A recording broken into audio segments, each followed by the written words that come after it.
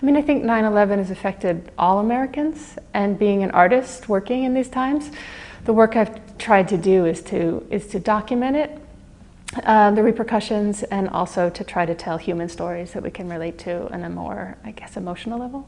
But the real motivation for the work that I've been doing is not actually the events of 9/11, but how the US has responded to those events. The invasion of Iraq, Guantanamo,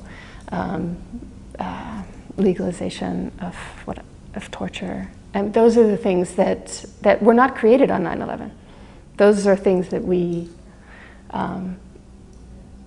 chose. The job of an artist is to express things, right? So we're not activists, we're not organizers, we're not politicians, right? So even though I do have political beliefs, my job as an artist is to express how I'm perceiving the world. And so the work that I've tried to do as a storyteller, as a filmmaker, as somebody who captures images, is to create documents, to create a record, and to create a record that's grounded in human stories. On 9/11, it didn't feel appropriate to take out a camera, and I didn't want to do that. But then after, I did go down and film. Oh, Say Can You See is composed of people's faces at Ground Zero. And then it's also, the audio is from the national anthem being sung at the Yankees World Series game that happened right after 9/11. I think if you went there today, everyone would be texting and had their cell phones, right? And 10 years ago, actually people were just going there and would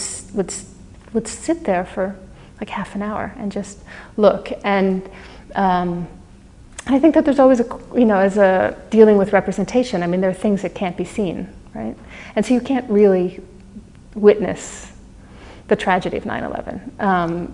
That's something that's felt. The film I made in Iraq was to try to understand the human consequences of the war, and so that Americans can understand it, and understand it in a way that's much more human than reading about casualty numbers. And so what do we understand if we come to know Iraqis and what they're struggling with? I've been on a watch list since 2006. When I finished the film that I made in Iraq. I've been stopped at the border about over 40 times. They send 2 agents to the airplane, and then I'm escorted into a questioning room, and my belongings are searched, and I've had my laptop seized, and I've had notebooks photocopied. The US government doesn't acknowledge that anyone is on a watch list, and you don't know why. The government doesn't tell you why you're on a watch list. I've filed complaints and done all the normal things. I worked with ACLU, we've done FOIAs. So it is a bit Kafkaesque to be stopped every time that I travel to the United States and never be told why this is happening.